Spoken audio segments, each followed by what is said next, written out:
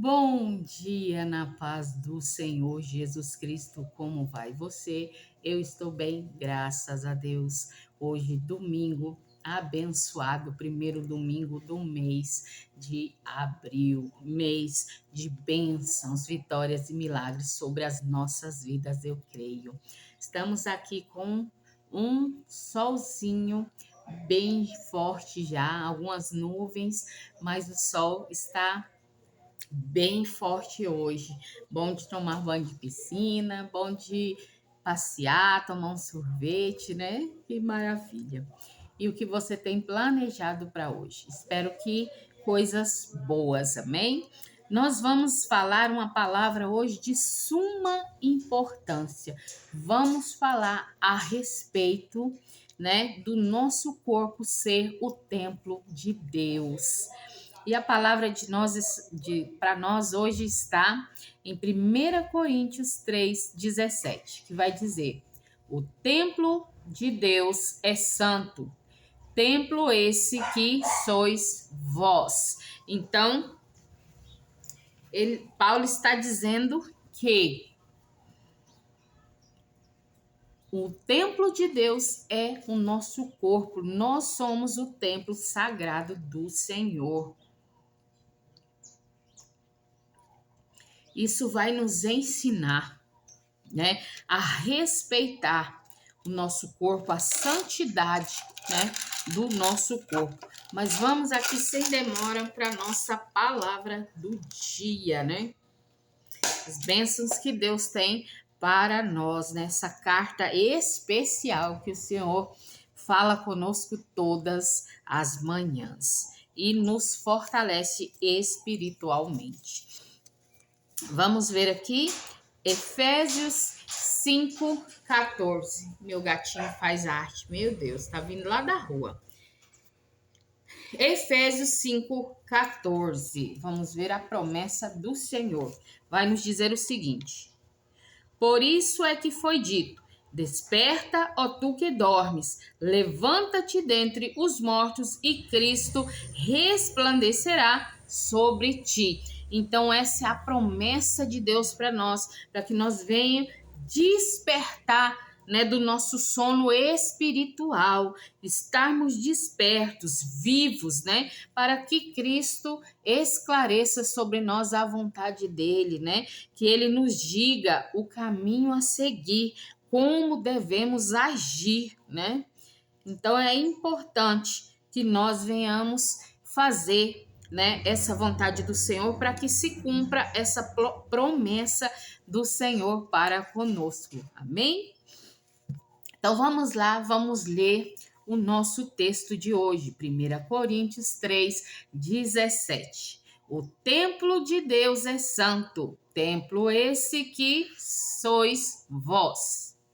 A congregação de cristãos ungidos é sagrada aos olhos de Deus. De fato, o inteiro grupo de cristãos ungidos na terra, em qualquer época, é comparado a um templo santo, embora não constitua o grande templo espiritual de Deus, que habita esse templo por meio de seu Espírito Santo.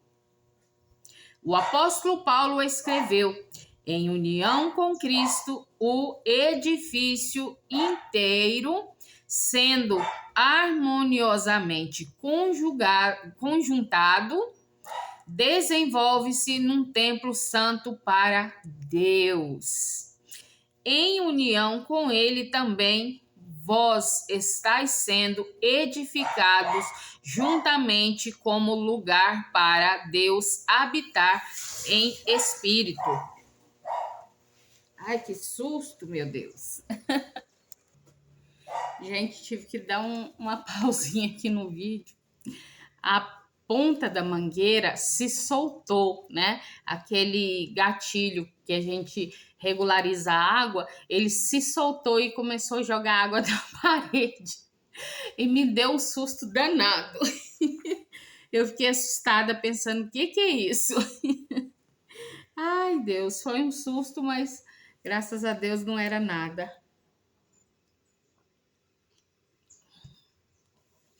Voltando aqui à palavra do Senhor, né? Vamos ver aqui. Mudou a página aqui. Em união com Cristo, o edifício inteiro, sendo harmoniosamente conjuntado, desenvolve-se num templo santo para Deus. Essa união com Ele também vós estáis sendo edificados juntamente como lugar para Deus habitar por meio do Espírito, né? Nós paramos nessa parte. Então, o que quer dizer para nós? Nós somos o templo do Espírito Santo de Deus. Deus, ele habita em nós através do Espírito Santo. E o Espírito Santo de Deus habita num lar limpo, né? Num lar edificado para Deus, que é o nosso corpo. Nós devemos respeitar o nosso corpo, cuidar com carinho do nosso corpo, né? Porque Deus habita em nós, nós somos a semelhança, a representação de Deus aqui na terra. Por meio de seu Espírito, Deus reside entre os ungidos e ainda entre eles. Ele dirige o escravo fiel de forma contínua. Então, ele dirige nós somos escravos de Deus. Nós éramos escravos do pecado e Jesus nos comprou com seu sangue, né? Nos tornando escravos retos e fiéis a Deus.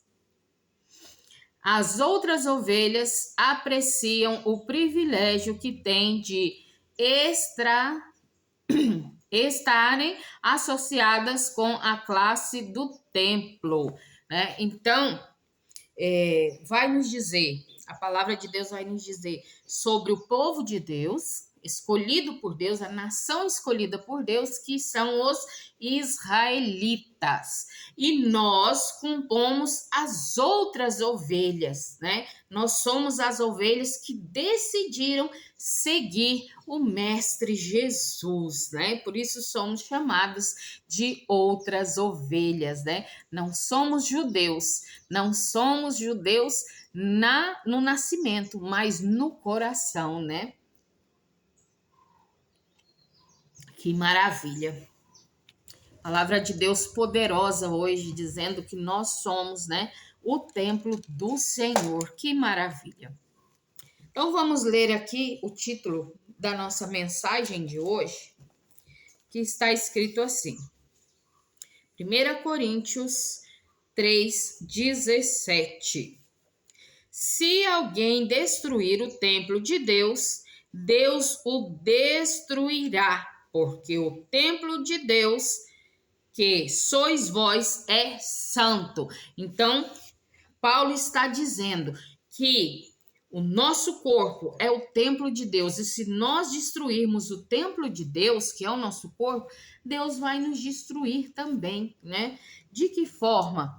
Às vezes nós estamos sujando a nossa carne com bebidas alcoólicas, com cigarros, drogas, promiscuidade, né? Fornicação, coisas horríveis, coisas impuras que deixam o nosso templo impuro. Então Deus permite que isso nos arruine, né? Que o drogado já sabe, ou é morte ou é a cadeia, o final, né?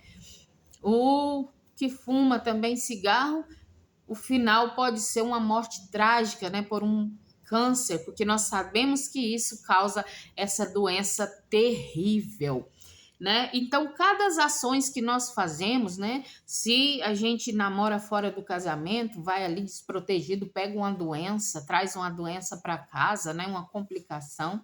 Já ouvi casos de que mulheres foram fazer exames rotineiros, né, e descobriram que tinham AIDS, sendo que dormiram somente com seu esposo, né? E às vezes o marido trai a mulher, ou vice-versa também, né? Há casos, e passa a doença para o outro, né? E é uma coisa muito triste. Então, se nós temos esse templo, né? Para Deus habitar, nós temos que cuidar bem desse templo de Deus, não é verdade? E vamos ver aqui 1 Coríntios 1, do 1 ao 2, que vai nos dizer o seguinte: Paulo, chamado apóstolo de Jesus Cristo, pela vontade de Deus, e o irmão Sóstenes, a igreja de Deus que está em Corinto, aos santificados em Jesus Cristo, chamados santos, como todos os que em todo o lugar invocam o nome do Senhor Jesus Cristo, Senhor deles e nosso Senhor.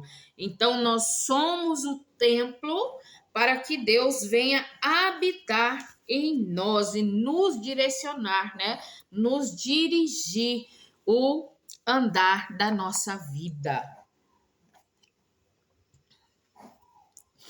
Nós vamos ver aqui também em Efésios 2, o 21 e o 22, que vai nos dizer o seguinte: acima de tudo, o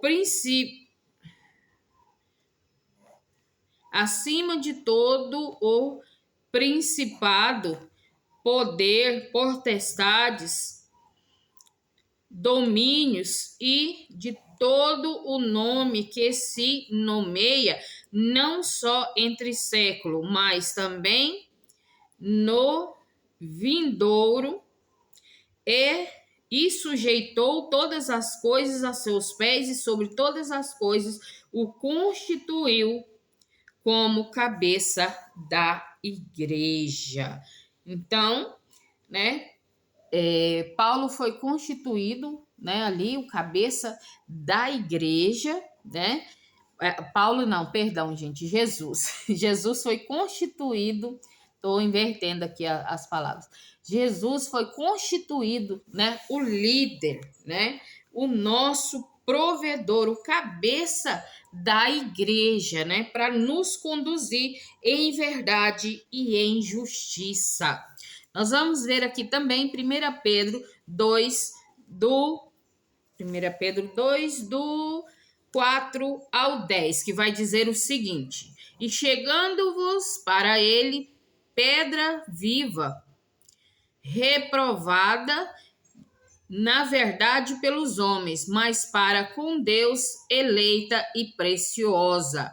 Vós também, como pedras vivas, sois edificados, casa espiritual e sacerdócio santo, para oferecer sacrifícios espirituais agradáveis a Deus por Jesus Cristo. Pelo que também na Escritura se afirma: eis que ponho em Sião a pedra principal da esquina, eleita e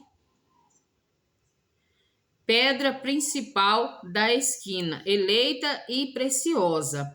E quem nela crer não será confundido. E assim, para vós os que crerdes, é preciosa, mas para os rebeldes é a pedra que os edificadores reprovavam.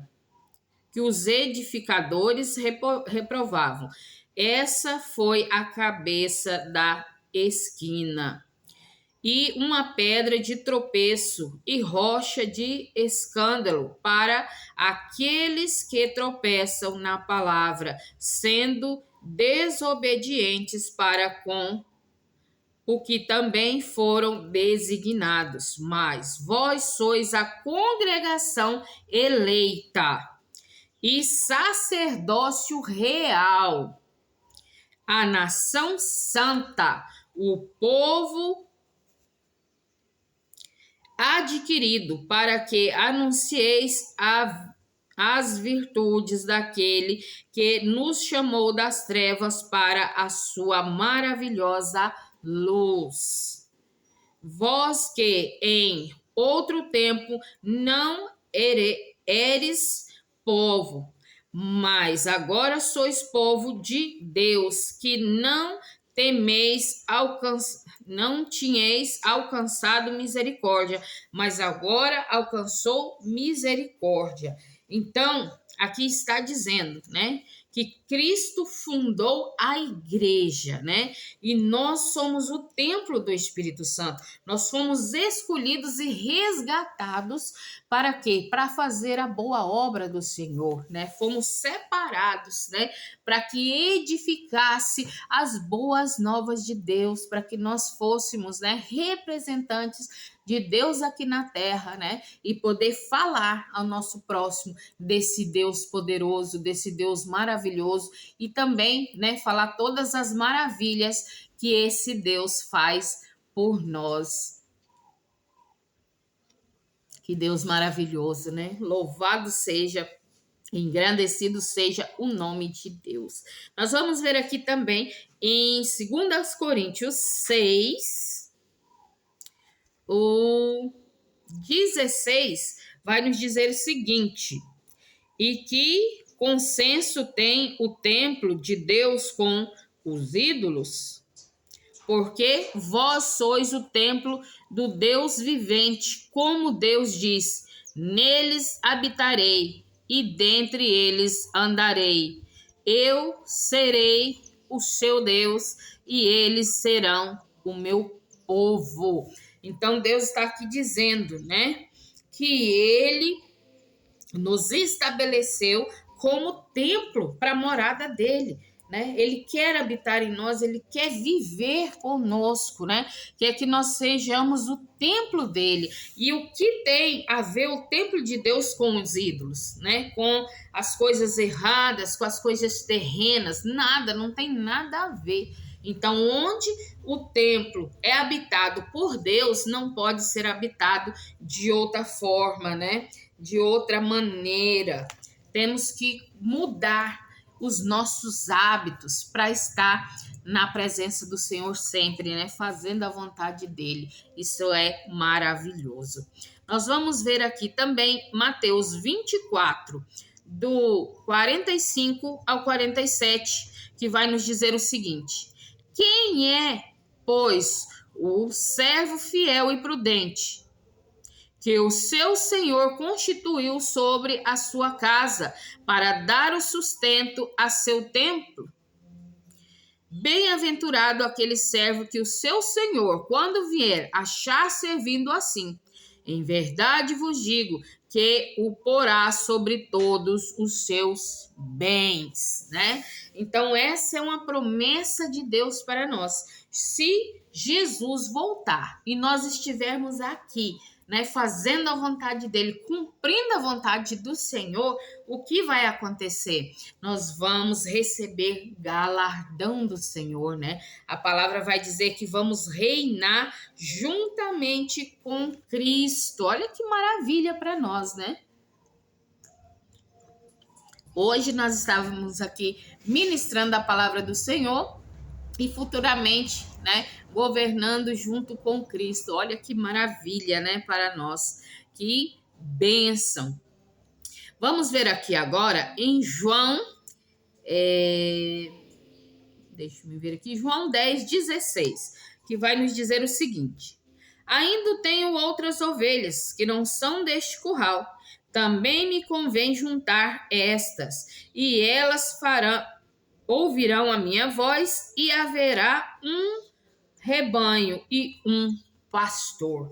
Então é aquilo que eu disse, nós não somos judeus, né? Para ser essas ovelhas do curral de Cristo, mas nós somos a outra ovelha, né? Que cita aqui, ó, nós somos, né? Porque Jesus, ele vai dizer: tenho outras ovelhas que não são deste curral, ou seja, não é lá de Jerusalém, mas também me convém juntar a essas. Então ele quer juntar, né? Por Cristo nós somos todos ovelhas iguais, sem acepção, né? Ele nos junta e somos um só rebanho, né? E temos somente um pastor, que é o nosso Jesus, né? Não há outro líder, né? Nós temos líderes aqui, mas que seguem e obedecem a Jesus, né? Então, nosso verdadeiro líder é Jesus, que inspira, né, que vive no templo espiritual que é o nosso corpo, né, habitando em nós, dando-nos conhecimento da palavra, para que nós venhamos nos edificar e edificar aos próximos, né, as outras pessoas. Vamos finalizar aqui lendo Mateus 25, 37 ao 40, que vai nos dizer: Então os justos lhe responderam, dizendo: Senhor, quando te vimos com fome e te demos de comer, ou com sede e te demos de beber? Ou quando te vimos estrangeiro e te hospedamos, ou nu e te vestimos? E quando te vimos enfermos ou na prisão e fomos ter contigo? E respondendo o rei, dirá: Em verdade vos digo que quando o fizestes a um destes meus pequeninos irmãos, a mim o fizeste. Então aqui está dizendo, né? Jesus está dizendo que os justos, né?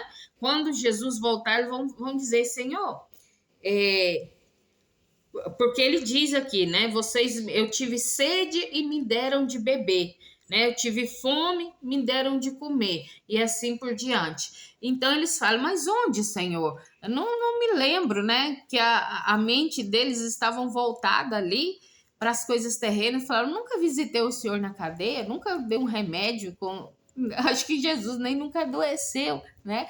E aí ele disse: olha, quando você visitou aqueles presos, quando você visitou hospitais, quando você falou do meu amor para alguém, quando você curou alguém através de uma oração, né? A oração do justo salvará o doente, essa é a palavra do Senhor. Então, quando você faz algo especial para Deus, né? Você está fazendo para Jesus. Quando nós evangelizamos aqui, nós estamos fazendo isso para Jesus, né? Para a edificação do nosso Deus. Nós somos canal de bênçãos nessa terra.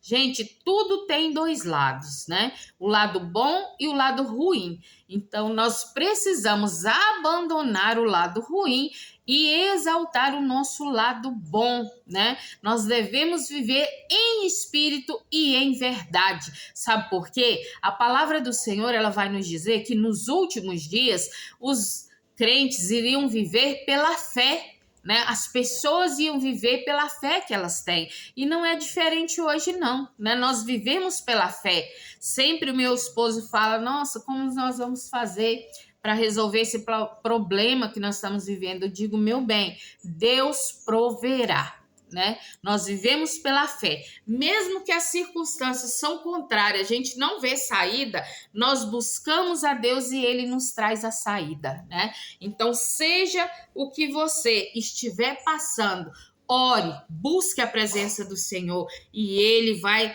te esclarecer, assim como disse, né, a promessa de hoje, né? Vamos buscá-lo enquanto a gente encontra, né? Vamos buscá-lo enquanto ele responde, porque haverá um dia que ele não mais responderá, aí será tarde demais, né? Meus amores, palavra maravilhosa, né? Me esclareceu muitas coisas, fico muito feliz, né?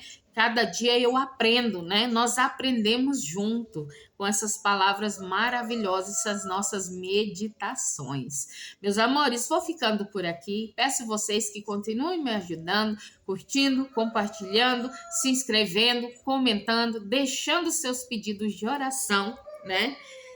Muita gente fala no meu WhatsApp, muita gente fala comigo quando vê na rua, né? Que sempre está assistindo, que gosta dos vídeos. Eu agradeço a todos vocês, né, de todo o meu coração, pela dedicação que todos têm, o carinho que todos têm comigo, né? E eu peço que Deus venha abençoar cada um de vocês em nome de Jesus. E eu vou ficando por aqui. um fortíssimo abraço, aquele abraço assim de quebrar a costela mesmo, bem forte. E um beijo enorme no seu coração e até o próximo vídeo.